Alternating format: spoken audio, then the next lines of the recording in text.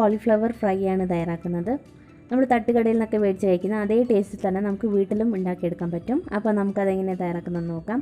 അപ്പോൾ ഞാനിവിടെ ഒരു കോളിഫ്ലവറാണ് എടുത്തിരിക്കുന്നത്. കുറച്ച് മീഡിയം സൈസായിട്ടുള്ള കോളിഫ്ലവറാണ്. കട്ട് ചെയ്തതിന് ശേഷം തിളച്ച വെള്ളത്തിൽ കുറച്ച് ഉപ്പും മഞ്ഞൾപ്പൊടിയും ചേർത്ത് നല്ലതുപോലെ തിളപ്പിച്ചതിന് ശേഷം ഈ കോളിഫ്ലവർ ഇട്ട് ഒരു 5 മിനിറ്റ് അടച്ച് വയ്ക്കുക. അതിന് ശേഷം നല്ലതുപോലെ കഴുകിയെടുത്തതാണ്. ഇപ്പോൾ 2-3 വട്ടം പിന്നെ വീണ്ടും ഒന്ന് കഴുകിയെടുത്ത് വേണം നമ്മളിത് ഉപയോഗിക്കാനായിട്ട്. ഈ കോളിഫ്ലവർ എന്തായാലും തിളച്ച വെള്ളത്തിൽ മഞ്ഞളും ഉപ്പും ഇട്ട് നല്ലതുപോലെ ഒന്ന് തിളപ്പിച്ചെടുത്തതിന് ശേഷം വേണം ഉപയോഗിക്കാനായിട്ട്. കാരണം ഇതിൽ ഒരുപാട് പെസ്റ്റിസൈഡ്സൊക്കെ ഉപയോഗിക്കുന്നതാണ്. മാത്രമല്ല ചെറിയ പുഴുക്കളൊക്കെ കാണും. അപ്പോൾ ഇത് നിർബന്ധമായിട്ടും ചെയ്യേണ്ട സ്റ്റെപ്പാണ്. ഇനി നമുക്കൊരു മസാല തയ്യാറാക്കാം. അതിനുവേണ്ടി ഞാനൊരു ചെറിയ മിക്സിയുടെ ജാറിലേക്ക് ഒരു ചെറിയ കഷ്ണം ഇഞ്ചി ചേർക്കുന്നുണ്ട്. പിന്നെ ഒരു 10 അല്ലി വെളുത്തുള്ളി വേണം. അതുപോലെ തന്നെ 10 ചെറിയുള്ളി കൂടി വേണം. ചെറിയുള്ളി ഇല്ലെങ്കിൽ നമുക്ക് സവാളയുടെ ഒരു പകുതി ഭാഗം എടുത്താൽ മതി. പിന്നെ നമുക്ക് ഒരു പച്ചമുളക് ചേർത്ത് കൊടുക്കാം. കുറച്ച് കരിവേപ്പില ചേർത്ത് കൊടുക്കാം. പിന്നെ 1/2 ടീസ്പൂൺ കുരുമുളകും കൂടി ചേർത്ത് കൊടുക്കാം. കുരുമുളക് പൊടിയാണുള്ളതെങ്കിൽ ചേർത്താൽ മതി. ഇനി നമുക്കിതിലേക്ക് ആവശ്യത്തിന് വെള്ളം ഒഴിച്ച് നല്ല പേസ്റ്റ് പോലെ അരച്ചെടുക്കണം. അപ്പോൾ നമുക്കിതിനി അരച്ചെടുക്കാം. ഇനി നമുക്ക് വേറൊരു ബൗളെടുക്കാം. ഇതിലോട്ട് കടലമാവ് ചേർത്ത് കൊടുക്കാം. 3 ടേബിൾ സ്പൂൺ കടലമാവ് വേണം. 1 ടേബിൾ സ്പൂൺ കോൺഫ്ലോർ വേണം. 1 ടേബിൾ സ്പൂൺ മൈദ ചേർത്ത് കൊടുക്കാം. അപ്പോൾ ഞാൻ കടലമാവ് നേരത്തെ 2 ടേബിൾ സ്പൂണേ ചേർത്തിട്ടുള്ളൂ. അപ്പോൾ വീണ്ടും 1 ടേബിൾ സ്പൂൺ കൂടി ചേർക്കുന്നുണ്ട്. നേരത്തെ മറന്നുപോയതാണ്. ഇനി നമുക്കിതിലോട്ട് നമ്മൾ ആദ്യം അരച്ച് വെച്ചിരിക്കുന്ന അരപ്പ് ചേർത്ത് കൊടുക്കാം. ഇനി ഇതിലോട്ട് നമുക്ക് മുളക് പൊടി ചേർത്ത് കൊടുക്കണം. അപ്പോൾ 1.5 ടീസ്പൂൺ മുളക് പൊടിയാണ് ചേർക്കുന്നത്. കാശ്മീരി ചില്ലി പൗഡറാണ് ഇപ്പോൾ ഉപയോഗിച്ചിരിക്കുന്നത്. ഇത് ചേർത്ത് നല്ല കളറ് കിട്ടും. പിന്നെ നമ്മൾ പച്ചമുളകും കുരുമുളകൊക്കെ നേരത്തെ അരച്ചിട്ടുണ്ടല്ലോ, പിന്നെ എരിവ് കൂടി പോവും. അപ്പോൾ അത് നോക്കിയിട്ട് ചേർക്കുക. 1/4 ടീസ്പൂൺ മഞ്ഞൾപ്പൊടി വേണം. പിന്നെ 1/2 ടേബിൾ സ്പൂൺ ഗരം മസാല പൊടി കൂടി വേണം. ആവശ്യത്തിന് ഉപ്പ് ചേർത്ത് കൊടുക്കാം.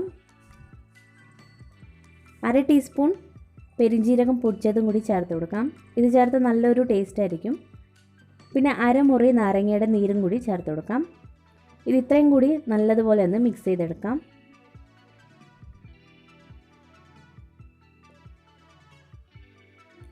ഇനി നമുക്കിതിലേക്ക് വെള്ളം ചേർത്ത് നല്ല പേസ്റ്റ് പോലെ നമുക്കിത് മിക്സ് ചെയ്തെടുക്കണം. ഒരുപാട് ലൂസാക്കേണ്ട ആവശ്യമില്ല, കുറച്ച് കട്ടിയിൽ തന്നെ ഇരുന്നോട്ടെ. ഒട്ടും തന്നെ കട്ടയില്ലാത്ത വിധം നല്ലതുപോലെ മിക്സ് ചെയ്തെടുക്കുക.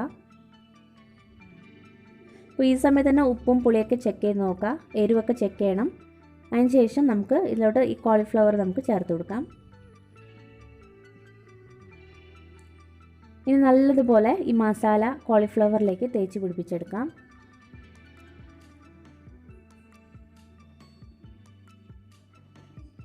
ഇനി നമുക്കിത് വറുത്തെടുക്കാം. അപ്പോൾ ഇത് വറുക്കാനുള്ള എണ്ണ ഞാൻ നേരത്തെ ചൂടാക്കാൻ വെച്ചിരുന്നു. നല്ല തിളച്ച എണ്ണയിലേക്ക് വേണം ഇതിട്ട് വറുത്തെടുക്കാനായിട്ട്. എന്നാലേ നല്ല ക്രിസ്പി ആയിട്ട് നമുക്കിത് വറുത്ത് കിട്ടുള്ളൂ.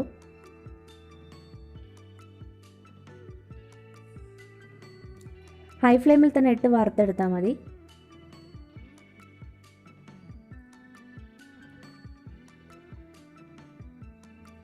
ഇപ്പോൾ ഒരു സൈഡ് മൊരിഞ്ഞ് വന്നിട്ടുണ്ട്. നമുക്കിതിനി തിരിച്ചിട്ട് കൊടുക്കാം.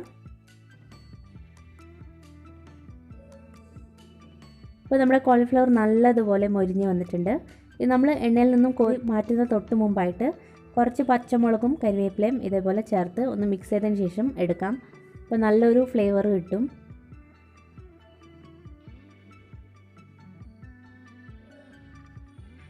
ഇതിന് നമുക്ക് എണ്ണയിൽ നിന്നും കോരി മാറ്റാം.